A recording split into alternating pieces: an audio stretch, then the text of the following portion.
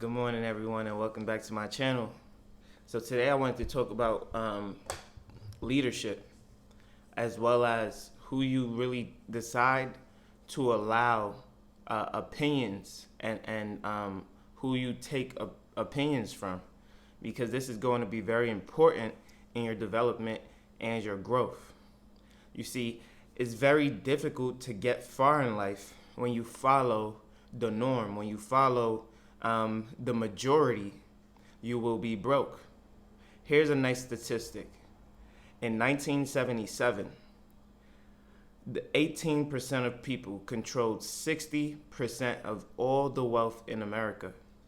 18% of Americans controlled 60% of all the wealth in America.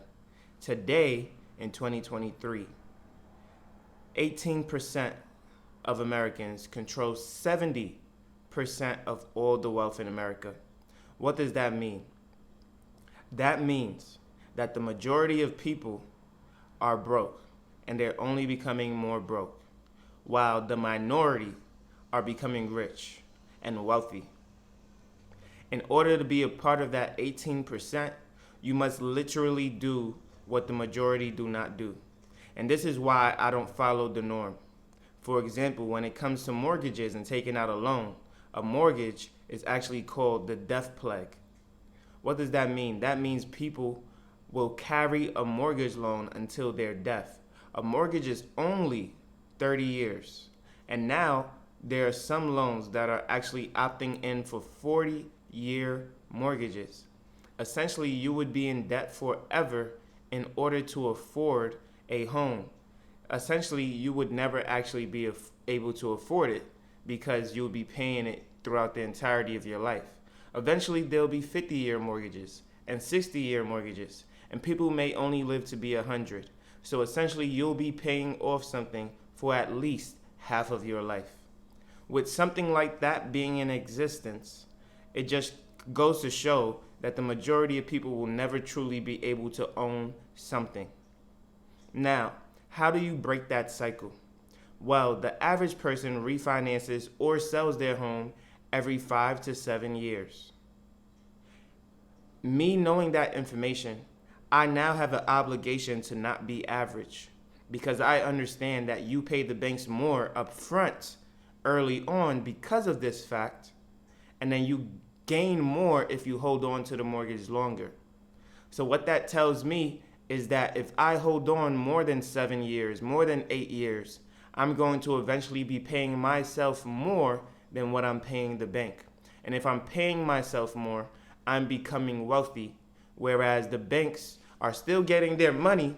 However, they're not going to be rich off of me. They'll be rich off of the person who refinances or sells every year, because they're always going to be paying the maximum interest on the highest amount of their mortgage debt.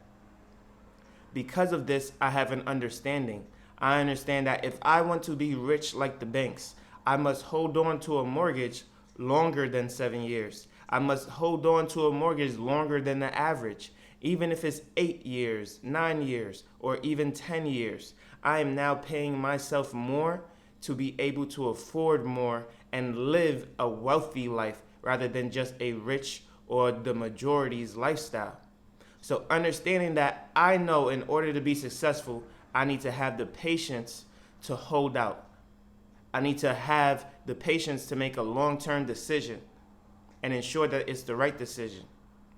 I need to have the patience to not take out of my 401k early, to have the emergency fund so that I'm not in that financial situation, to not sell my car every 3 years like the average does, to not have a car loan that's $700 like the average person in America today, which is 1/3 of Americans with a car loan.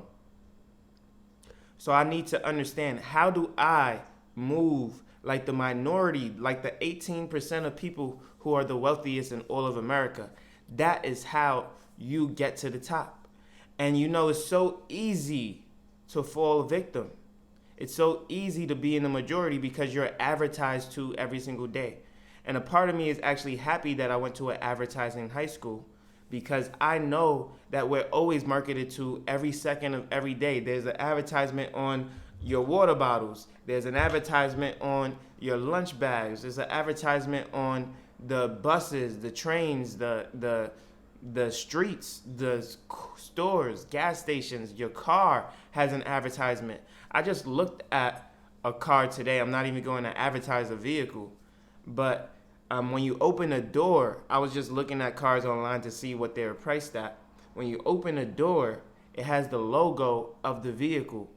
And guess what? They're actually charging the consumer $167 for you to have the logo of their brand flash when you open the car door. I was like, absolutely no way I'm going to be charged to promote your vehicle for you. Does that even make sense? Imagine being charged to advertise someone else's vehicle. Makes absolutely no sense. $167 to advertise your vehicle. Absolutely not. That will not happen. Okay? So, I mean, it's unbelievable. It's actually mind-blowing. They should be paying me $10 a month to have that logo appear on my vehicle. They should be paying me $10 a month, not me paying them $167 in order to have their logo flash. What type of common sense? Common sense is not common. I've heard that my entire life. So again, when it comes to leadership, who are you taking your advice from? Imagine how many people would be happy to have that car logo flash because it's a better quality vehicle and they would just feel good about themselves. But to me, it's like, am I getting paid to advertise your vehicle? If not, then I don't. In fact, I want the vehicle less for that simple reason. I want the vehicle less for that reason. I'd rather have a vehicle that does not come with that option so that I'm not upcharged to advertise their own vehicle. Does that make sense?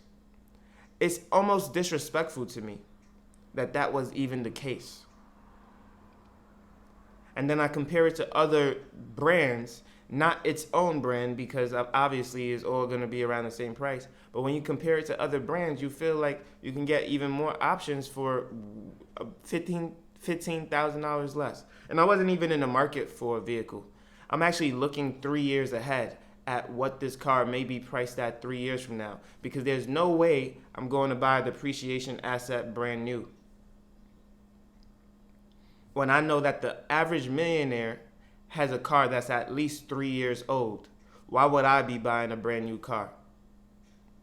Does that make any sense? Why would I, who is less rich than the 18%, be buying a brand new car when all of them are driving 3+ year old cars?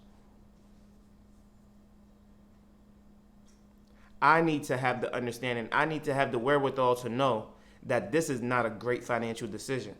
And I understand that I have the money to buy this vehicle in cash, but that same money in my savings account is making me almost $200 a month. Whereas I'd be spending $200-300 on gas every month as soon as I purchase that vehicle and lose the $200-300 a month in savings that I'm gaining every single month. So imagine buying a depreciating asset to now lose $200 a month.